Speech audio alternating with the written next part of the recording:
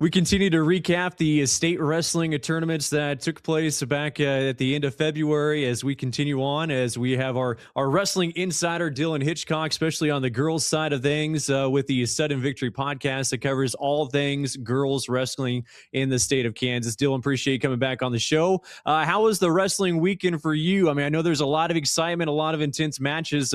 We'll say what stood out for you, but what was the experience like for you? Well, it was a great weekend of wrestling. I was at the 6A for over in Overland Park for the boys and girls, with Kansas being split up into the four different classes, and my background being in Olathe North. I was at that state tournament, but I definitely had my eye on the other three locations, and it was a great weekend of wrestling, really capping an amazing season. And it's just awesome to see the growth of girls wrestling, both as far as numbers, but just how competitive it is. And one of the common themes that I saw is we have a youth movement. There is a ton of talent. I think we had more freshman state champions this year than we've ever had. And if you count the number of finalists and placers, it is just absolutely skyrocketing. So we're in a good place. It's just going to continue to get better and better. All right, well, let's start out the top where you were at in Class 6A, work our way down. Give me some of the highlights of 6A. What stood out to you? Well, the thing in 6A that I was most looking forward to heading in was the team race between Garden City and Gardner Edgerton. Heading into the finals, or heading into that final weekend, on paper, they were pretty much dead even in those final rankings. Garden City had a few injuries at the end of the season, which really kind of tightened up that race. It was super close. I think it was within 3.5 points after day one. Garden City did end up edging it out with 226.5 points. Gardner Edgerton took second with 197, and then Washburn Rural was third with 175 points. Garden City had 10 state placers out of their 11 that they took to state, which is absolutely crazy and impressive. They had the most state placers of any team at any of the classes. Gardner Edgerton also had 10 out of the 13 wrestlers that they took. The other team that really stood out to me and I thought had a great weekend was Junction City. I had not seen them this year, and they just wrestled their tails off, led by their champion at 115, Bree Villanueva. But just some of the things that kind of stood out to me at this particular weight class or this particular class. The two classes that I thought were just the most intriguing and fun was 105, super, super deep. Ended up being won by Ramirez of Dodge City. She beat Mares of Garden City in the finals. But then you have a freshman phenom, Tengpricha of Washburn Rural, along with Borge, another freshman from Manhattan. They've been back and forth all year. Tengpricha got third at the tournament. Borge got fourth. Arantia of Liberal took fifth, and then there was a DQ, so we did not have a sixth place finisher there. And then 120 was really, really loaded at the top. We ended up having a freshman win there. Beard from Derby had a fantastic tournament, really impressive. She beat another impressive freshman in Aspen Walker from Gardner Edgerton. They actually finished 1-2 ahead of the two finalists from last year, who was Reese Anderson of Wichita North and Rodriguez of Garden City, who finished third and fourth. Some other notes I have here. The finals 110 pounds was absolutely awesome. We had freshman phenom B. Jackson or Brylan Jackson of Gardner Edgerton versus Stella Segura of Shawnee Mission South. So we had freshman versus senior. There was like 40 points scored in this match. It was really, really awesome. Segura got out to an early lead, and then Jackson came back and ended up getting the win. Really, really fun match.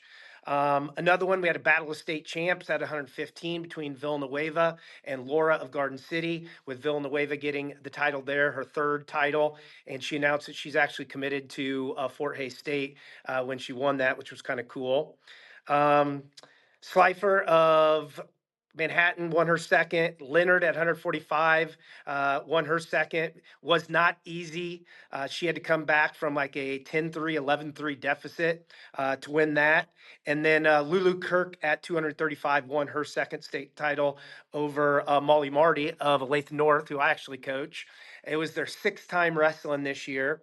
Lulu went in fourth. It was also a rematch of the finals last year. So 6A was fun. Tons of great matches. A lot of great freshmen in it. We have some great teams. Garden City is kind of the cream of the crop when it comes to teams throughout the state, and they really showed it with their 2 state champs and 10 state placers. Class 5A, anything that popped off the page for you? Well, Baszler Linwood, I think they went in as the favorites, but they had a fantastic tournament in their own right with 9 state placers, including a second, third, fourth, a sixth, a first, 2 seconds, and a first. They were led by champions Michaela Faulkner and Izzy Renfro. Faulkner wrestles 145, Renfro 190. They were both last year state runner-ups, so they were able to, in their senior year, get state titles. So I was really happy for them. In second place was Cape and Mount Carmel of Wichita. They had 2 firsts, a second, or 2 seconds, a fifth and a third, and then the third was Shawnee Heights, who had a great tournament with 3 champions. In this class, I thought 105 again. Like in 6A, 105 is one of the deepest really weight classes throughout the state.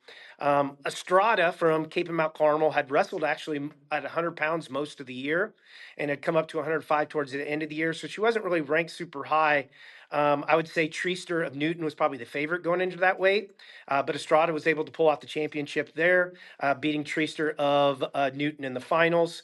And then we had Lainey Galvin of Baszler Linwood getting third, Dolinar, a freshman from Piper, getting fourth, and then Sisper from St. Thomas Aquinas and Levia from Great Bend. 115 was also a really fun weight class with Gardner of Leavenworth, Shires of Pittsburgh, and Hinojosa of Newton. Those three had kind of gone back and forth this year. Gardner ended up getting the championship there from Leavenworth. 170 pounds. Jada Hawkins of Washington, I think a real unknown heading into this season. She ended up getting the state title at 170 pounds. I don't think a lot of people know that name. I did get a chance to see her earlier in the year at Shawnee Mission South, and I was like, who is this girl? Super, super impressive. Great athlete. As far as I know, that's Casey Washington's first state title or individual title, so that was pretty cool. So definitely a fun tournament at 5A.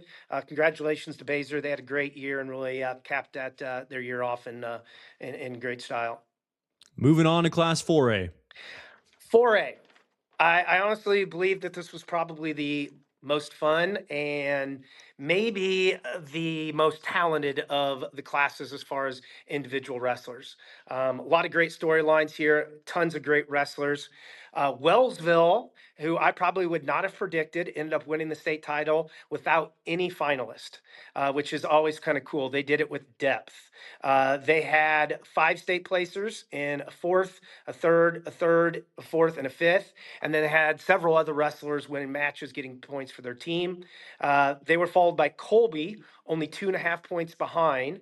Colby also had 5 state placers, including 1 state champion. And then Abilene was third with 94 points. So it was only 7.5 points separating first and third. So a really good team race there. Abilene was led by the Wilson twins, Josie and Jade, who wrestle 100 and 105 pounds. Both undefeated this year, both state champions. Both now are sophomores and 2-time state champions, and are set up to, as far as I know, become the first sisters in Kansas to have the chance of being a four-time state champions. They are 2 of the best wrestlers in Kansas, and really, really fun to watch. Harper Holmes at 110 pounds won her third. She won as a freshman at Frontenac, and then she transferred to Pittsburgh. So she won there last year in the 5A, and then back at Frontenac this year, winning her third state title. It was not easy for her. She had some up and downs this year, but she really came into form at the end of the year and had a great state tournament, winning her third. 115. Maybe not the most talented, but definitely the deepest and one of I think, the more fun weight classes there. Alexis Wall was the favorite heading into the season or heading into the tournament at 115 pounds. She ended up getting third. Kaylee Pankey from Tonganoxie had a fantastic tournament, beat Wall, I believe, in the semifinals to take first place. Really, really fun weight class, really deep. So that was kind of fun. Alyssa Kalovich of Chapman, she got her state title. She's battled some health issues over the past few years, had a fantastic freshman year. State tournament did not go her way, and then she's been battling health issues ever since. She looks to be back in form. I was really happy with her. She had a fantastic season, winning the title at 125 pounds. That is Dylan Hitchcock with the Sudden Victory podcast covering girls wrestling and the state championships.